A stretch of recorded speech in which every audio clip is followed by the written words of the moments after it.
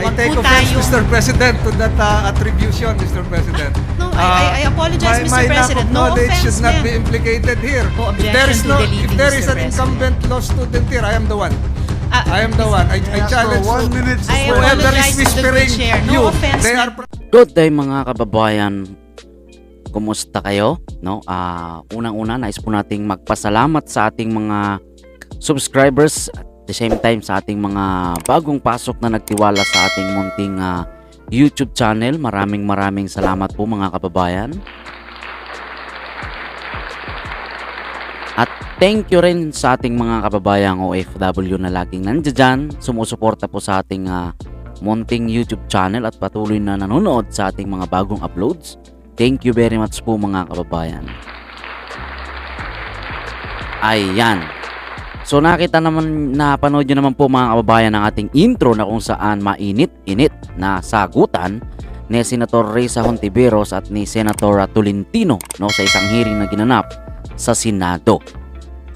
Ngayon mga kababayan, talaga napakasulit, no? Talagang ito talagang mga dilawan talagang mahilig sila kumontra, no, sa mga kapwa nila senador. Yun talaga yung trabaho nila noon pa. Talagang pag may pinopropose na batas ang isang senador, asahan mo mayroon talaga yan silang komento. At kung mayroon topic, mayroon talaga yan pa rin silang komento. Okay sana kung medyo okay yung komento. Ang problema, minsan nalilihis doon sa usapan, no, mga kababayan.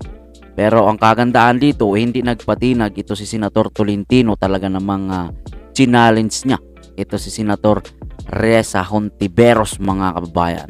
Ayan. So, wag na po nating patagalin mga kababayan. Kung bago natin i-play ang video, kung bago ka lang sa ating YouTube channel, please subscribe at pahit na rin po ng ating notification bell para updated po kayo sa ating mga bagong upload. At wag niyo rin pong kalimutan mga kababayan, palike po ng ating video. Maraming salamat po. So ito na po ang ating video. was part of a collaborative effort, and the whim probably expressed by the good Senate President has something to do with the intensive participation of the minority, Mr. President. Mr. President. Yes, Mr. Senator President. Risa. Thank you, Mr. President. Ibang-iba naman po yung Farmally dito sa iniimbestigahan nating sugar fiasco. Sa Farmally, sobrang mayaman ng ebidensya, may mga testigo pa, may whistleblower pa tungkol sa mga krimen na ginawa ng Farmally at ng mga kasabwat nila sa loob ng mga ahensya. Pero dito naman sa investigasyon natin sa sugar fiasco ay mayroong, at nandun po sa aming minority report, napakaraming badges of good faith. Yun po yung ibinabangga namin sa mga sinasabing facts. Halimbawa, facts po, we need 150,000 and not 300,000 metric tons. When in fact, dun sa isang earlier document na pinresent ko kanina sa interpellation, yung Economic Development Cluster actually nagrekomenda noon ng 450,000 metric tons. And here's my modest attempt, Mr. President, to put this also in proper perspective. Meron po tayong 700,000 sugar farmers. Kabilang po sila sa 100 million Filipino consumers. Kabilang din po sa mga consumers yung 200,000 ring mga manggagawa. Kasama po yung mga empleyado ng Coke at iba pang kumpanya. So, there are ways, Mr. President, good sponsor, to help our farmers that still uphold our Filipino consumers and do not compromise them. Mr. President, good sponsor. Mr. President, So please- Senate President wants to. Yeah, I would just like to also place on record that part of the committee report are remedial measures and legislation. We made sure na meron tayong gagawin ng mga pangkat na hindi ito mangyayari muli. For example, need for more transparency and accountability. And another recommendation, expand the SRA board, which I think is agreeable by all of us to include the workers, workers representatives. And then we also added review the country's importation policy. Maybe I remember, if you can recall in my speech, sabi ko, why not give the authority to the SRA to import? They can give the certificate. However, they'll give those certificate to import to the end user, for example, Coca-Cola, kung kulang yung Coca-Cola ng 100,000 metric tons that they cannot source out locally, then let's give them the certificate to import 100,000 metric tons. Bahala na po sila, Mr. President, maghanap ng importer. Kasi na yun, ang naghahanap ng importer, ang SRA. That's why we're trying to avoid that corruption. Because I can show much more evidences here. And I know, I didn't want to bring this up, but I have pictures with members of the SRA meeting with traders right after the signing of SO4. I have it in my phone. What is that? Why will they meet with them? Is that proper? That they'll meet with the importers? Dapat yan, bigay na natin yan, Your Honors. Bigay na natin yan sa Coca-Cola, Pepsi-Cola, Zesto, yung mga end users.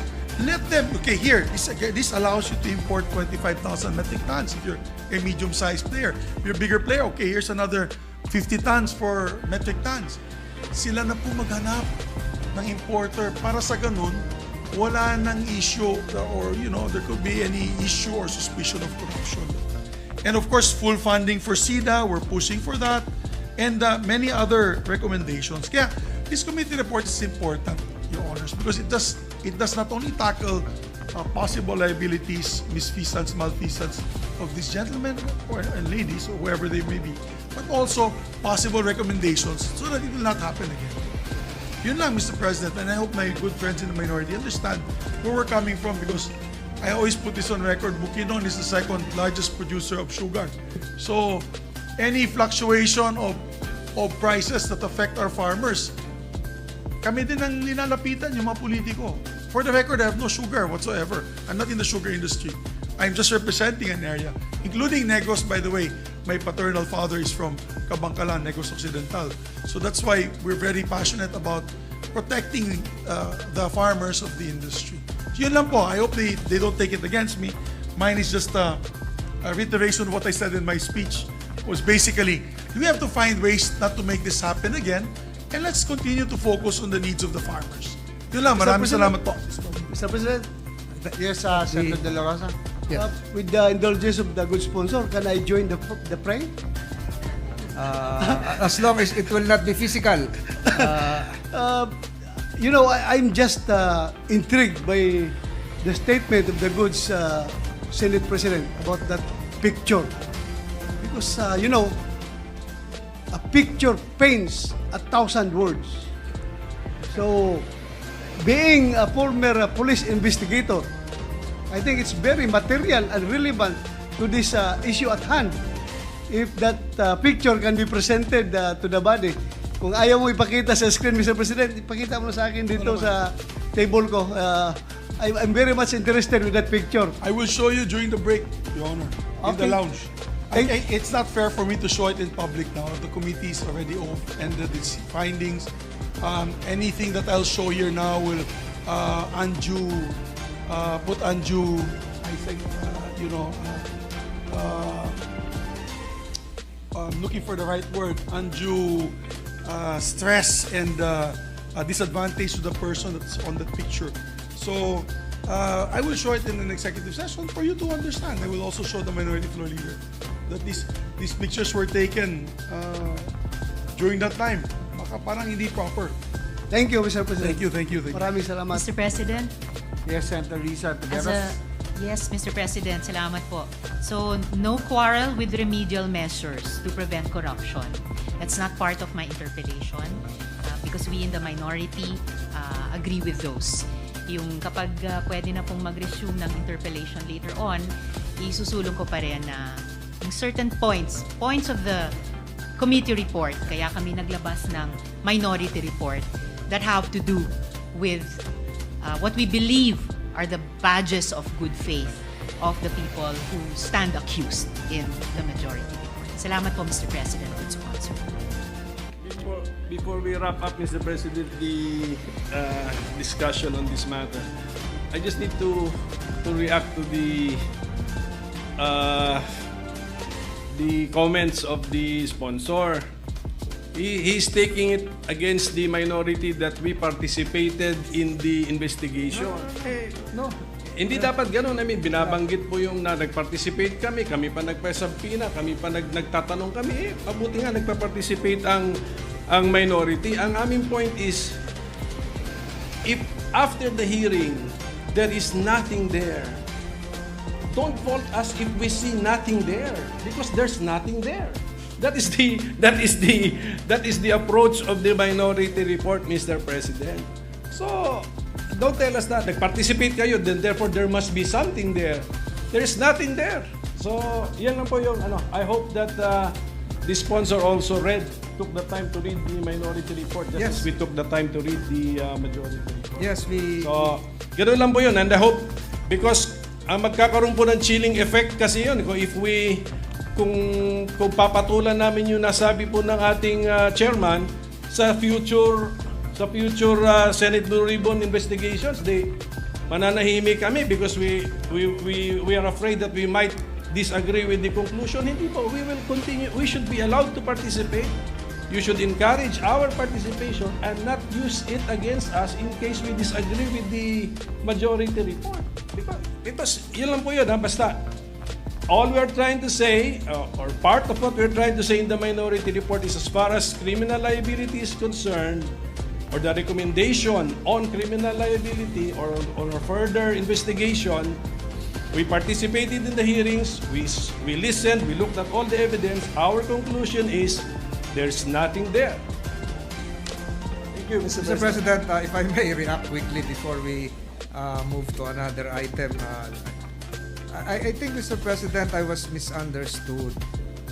We precisely are loading the efforts of the minority to come up with a very substantial report that can really shed light on this matter, Mr. President. So, even if we're deluged with, no offense, to new-sounding terms as badges of good faith, which we have never read in my entire law study, there are badges of fraud and badges of bad faith, but not badges of good faith.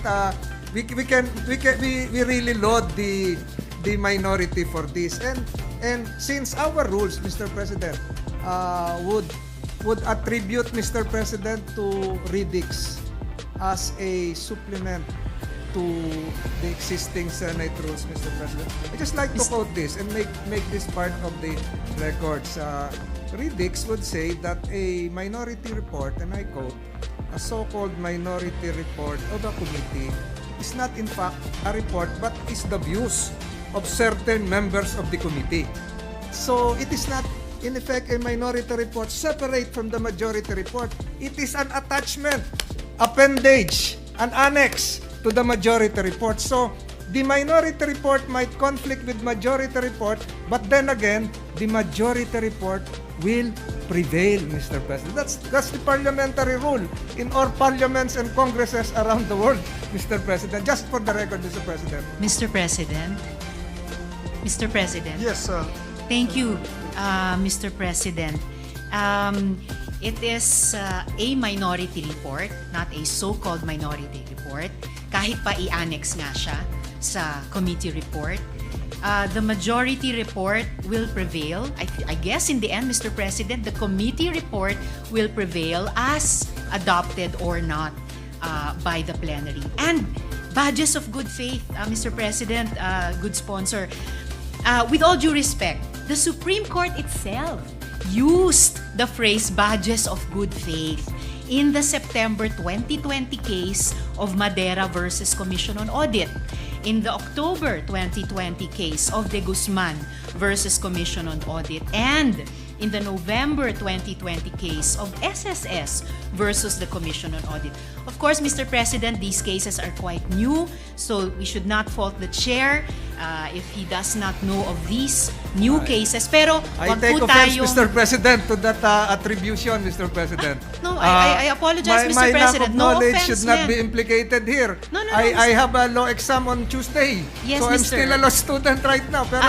Perhaps your staff are not the law students here. Well, so, Mr. President, I am move not that, a lawyer That myself. phrase should be deleted from the records, Mr. President. I have no If there objection is to deleting, If there Mr. is an President. incumbent law student here, I am the one. I am the one. I May ask challenge for 1 you. minute I Whoever apologize is to the good whispering chair. No you, offense, they are- interpose no objection to striking it off the record. I'm sorry that I caused offense to the good chair. I just wish to assure Mr. President and the colleagues, no offense meant. I was simply saying that we should not fault anyone if not yet aware of these new facts. I just wanted to reassure there is legal basis for usage. But having said that, I did apologize to the chair for causing him offense, and I support the striking of the record of the words that meant no offense. Thank you, Mr. President. Thank you very much. So, ayun mga kababayan, no, napakinggan natin yung kanilang mga komento sa ating mga magigiting na senador. Ano nga ba yung iyong magiging komento dito sa kanilang talakayan, mga kababayan? Please comment down below sa ating comment section, mga kababayan. At kung hindi ka pa po nakapag-subscribe sa ating YouTube channel, please subscribe at pahit na rin po ng ating notification bell para updated po kayo sa ating mga bagong upload. Maraming salamat po mga kababayan sa patuloy nyo pong pagsuporta sa ating munting YouTube channel. Thank you very much po.